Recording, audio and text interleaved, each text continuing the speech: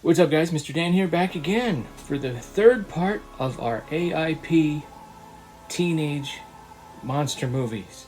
I've been billing this as one of two, one of three, two of three, and this, of course, would be the third one.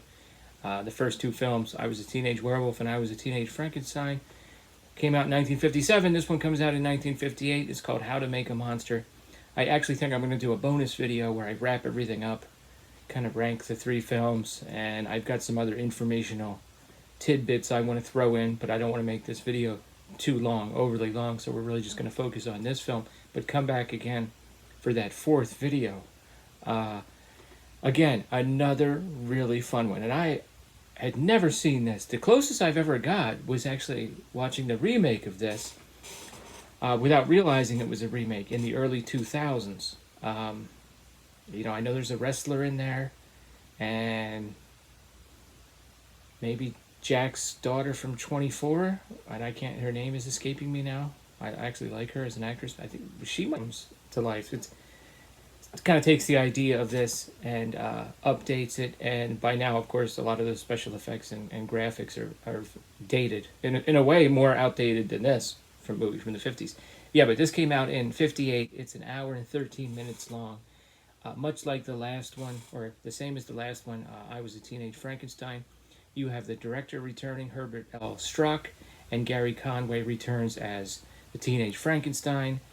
Michael Landon does not return, and there are reasons for that. He was a little bit embarrassed about his role, apparently, from what I've read, and some other actors and actresses like Natalie Wood and I think Robert Wagner were teasing him a little bit about appearing in the role.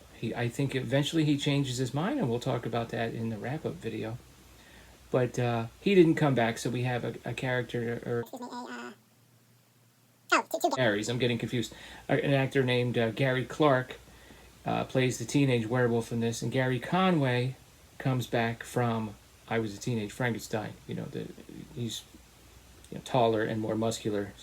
Pretty good casting for the teenage Frankenstein. We don't have a scientist in this one. We have a makeup artist, and I love this aspect of the movie because it's like a love letter or an homage to makeup effects and mask making and so forth. And this guy's name is Pete. He's played by Robert Harris, who does a great job. Not someone I was familiar with. He has an assistant. There's always an assistant. In this case, the assistant is named Rivero. He's played by Paul Brininger. So unlike some of the other films where you had two doctors, he's definitely lower on the totem pole. I mean, he just does what he's told. Interesting looking guy. He's got an unusually shaped head. There's no other way to say it. I mean, I couldn't take my eyes off of the noggin on that guy. He would eventually appear in High Plains Drifter somewhere, and I know Clint Eastwood had an affinity for casting interesting looking people. I think he got that from Sergio Leone. And then I'm looking on IMDb, and it turns out he played a character named Clint Eastwood. So I was like, what is that? Well, it's kind of like a spoof.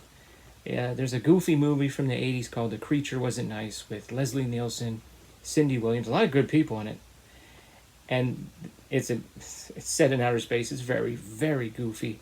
They turn on the TV, and there's a geriatric Clint Eastwood, Dirty Harry type character on TV. And it's played by this guy. Also, Morris Ancom is in this. He's well known to fans of 50s monster movies for sure, and sci-fi movies. And essentially the plot is you have this beloved makeup guy who just absolutely loves his work. He's pioneered all these techniques, and you see him make up the Frankenstein monster or the werewolf and escort him to the set, and he has a little chat with the director. The director then choreographs a fight between the teenage Frankenstein and the teenage werewolf, and I think maybe the teenage werewolf's teeth are even bigger in this one than they were in the film I Was a Teenage Werewolf. And it's they joke around about it. He tries to talk. He's like, "Let me take those teeth out so you can talk." And then all of a sudden some new studio executives come in. They've just taken over the studio, and they've pretty much decided that the days of monster movies are over, which is really kind of poetic and kind of prophetic, because that happened several times. People are always claiming that the days of these films have passed, and oftentimes there's a revival that happened with all the Universal monsters as well. So this guy is like, and he doesn't quite get the point at first, and then they pretty much say, yeah, we're shutting you down. Like, this is it. You work on this movie and pack everything up. We're not making these anymore. And the guy is devastated. So right away, he starts concocting a plan, and it might be a little far fetched because he's such a nice guy, but then again, he's so invested in his work that you could see him doing something irrational. And it's like when my friend Raul Madblood reviewed I Was a Teenage Frankenstein. He said, it had plot holes you can drive a Mack truck through. Yeah, a Mack truck or an Australian road train. You can drive right through those plot holes.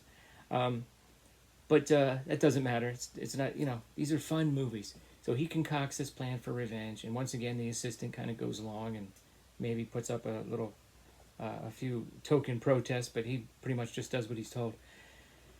And he gets the young actors back into his studio, and they're very gullible. And he says, we got to test out some new makeup. And he applies a new foundation, which kind of desensitizes them, and then he sort of hypnotizes them into doing whatever he wants.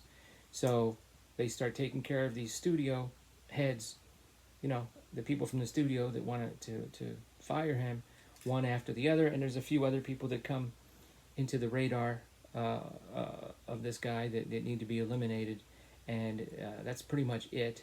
Eventually, the police are looking around. There's like, it's like, hey, who's here late at night? And the security guard is like, well, just old Pete. Everyone loves old Pete, Everyone loved old Pete. So it takes a long time for the police to say, hey, well, we need to go interview that guy. Something's not right here.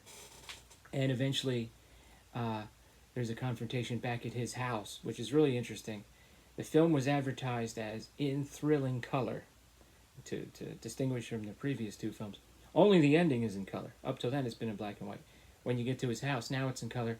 And it's really cool if you love effects and you're a fan of these movies, because he has this little soliloquy when he's talking about all his creations, and they're all on the wall, like trophy heads on a wall, all his different masks, creature masks, alien masks, and it's pretty cool. So the two actors come there to sort of celebrate, like, hey, well, the studio's closing, let's go to my place, we'll have a drink. Well, the two young guys get together, and they start comparing notes, and they're like, yeah, wasn't that weird when he made us up, and then like I couldn't remember anything the next day. So, they sort of realize, we're here for things, for ulterior motives, and that's just about when the police close in, and without giving away the ending, there's fire involved, because this is a monster movie, and it involves a Frankenstein's monster among, in addition to the werewolf. So there's going to be fire at the end, and it's a very sort of sad and poetic kind of ending. Just a fun movie, a real homage to old school monster movies, and a little bit, kind of has a meta feel with the behind the scenes of what's going on to make these films. And everyone in it was good, once again. I don't think Gary Clark was quite as good as Michael Landon. He didn't have as much to do as Michael Landon. The focus was really on old Pete. But Robert Harris was great in this, really good. And Gary Conway, the writer of American Ninja 2, which, blew my mind when I learned that. He was very good again. Solid film all around. I think maybe it gets a little neglected compared to the first two because the title's different. If you haven't seen it and you like the first two, you're going to love this. Go check it out. Let me know what your thoughts are in the comments below. Come back again for the wrap-up video. And if you have seen them all, think about how you would rank them. And when I make that video, you can let me know in the comments. Okay, later.